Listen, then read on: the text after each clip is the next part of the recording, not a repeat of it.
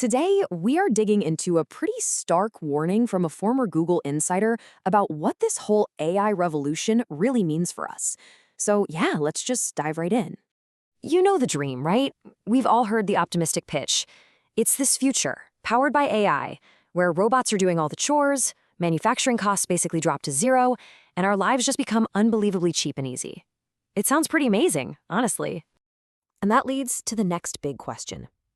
In a world where all your basic needs are met, your time is completely your own, what would you even do? What would you want to pursue? It's a really compelling dream to think about. But what if that's the wrong way to look at it? I mean, what if that's the wrong question entirely? According to our source, this whole dream of abundance completely misses a much bigger, much more urgent problem. And that brings us to our first section. We need to question the very idea of this promised AI abundance. Okay, so here's the crux of it. AI could absolutely make goods and services incredibly cheap. We can all see that coming. But if that same AI automates millions and millions of jobs, how is anyone supposed to have an income to buy all that cheap stuff? We get abundance, sure, but for who exactly? And this just brilliantly illustrates the global scale of the issue. I mean, think about a country like the Philippines, where a massive part of their economy is built on customer service jobs. If AI just wipes out that entire sector, is a company in Silicon Valley really going to foot the bill for an entire nation's social safety net? Our source argues that the math just doesn't add up. So this huge economic problem really leads us to two very different and totally competing visions for what our AI future could look like. So on one hand, you've got the optimists. They say, look, AI is going to create such an insane amount of wealth that we can easily afford solutions like universal basic income, or UBI. But then, the realist view asks a much tougher question. What's the actual incentive for the handful of companies and people who control all that wealth to just redistribute it? And this gets right to the heart of the political challenge here. It's easy to say, oh, we'll just tax them.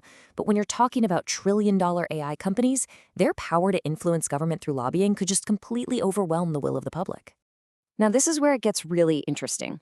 Our source draws a historical parallel to another massive economic shift that most of us remember. This is the core analogy he makes.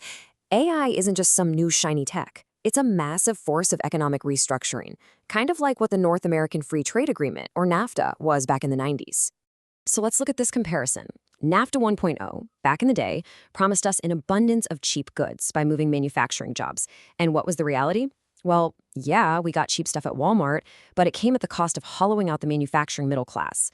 Now, fast forward to NAFTA 2.0, which is AI. It's promising an abundance of cheap surfaces, but this time the target isn't manufacturing labor, it's cognitive labor. It's white-collar jobs. And the reality? Well, that's still a giant question mark. And the social consequences here could be absolutely devastating. Just think about law firms for a second. If AI is way better and cheaper than a junior lawyer, firms will just stop hiring them. And when that happens, you break the entire pipeline of training future experts. You lose that transfer of knowledge from one generation to the next. You're left with this tiny, elite managerial class at the top, and no way to train the senior partners of tomorrow. That kind of hollowing out is what fuels instability and populism. This whole economic shift doesn't just stay economic. It creates a really dangerous political power vacuum, and it completely changes the relationship between everyday people and those in power. See, back in the industrial age, factories needed people. They needed workers, and that need gave workers leverage. They could form unions, they could go on strike, and their voice actually mattered. But in the AI age, the companies generating all the wealth, they don't need the masses in the same way. And when they don't need you for labor, your leverage, both economically and politically, just starts to evaporate. And this leads to a really chilling conclusion from our source. Right now, this moment we're in, while the system still kind of responds to what the public wants, this is a critical window.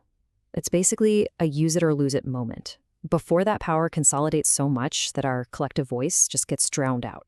So you have to ask, why isn't this the #1 topic in every election? Well, from a politician's point of view, there's just no incentive. If you admit how big this problem is, but you don't have a simple, easy solution that sounds like a winner, well, it just looks like you're admitting defeat. It's so much easier to just not talk about it at all. Okay, so if the problem is this huge, where do we possibly begin? Well, the answer starts with a really simple but incredibly powerful idea. The first step isn't having all the answers. It's just seeing the path we're on with total clarity. Because once you see where this default path is heading, that clarity is what gives you the courage to stand up and demand a different one. Just understanding the problem is in itself an act of empowerment. And this is the call to action. AI shouldn't be some niche tech topic that nerds talk about. It changes every other issue, from the economy to national security. It has to become a tier 1 voting issue, where we, the voters, demand that our leaders make a conscious choice about our AI future with actual guardrails, instead of just letting us stumble down this default path. And the choice really couldn't be more clear. The default path is this uncontrolled race that leads to things like mass joblessness and the decay of democracy. The other path, the conscious path, is one where we build guardrails to make sure this technology actually serves human dignity and our collective future. And make no mistake, that default path isn't some far-off possibility.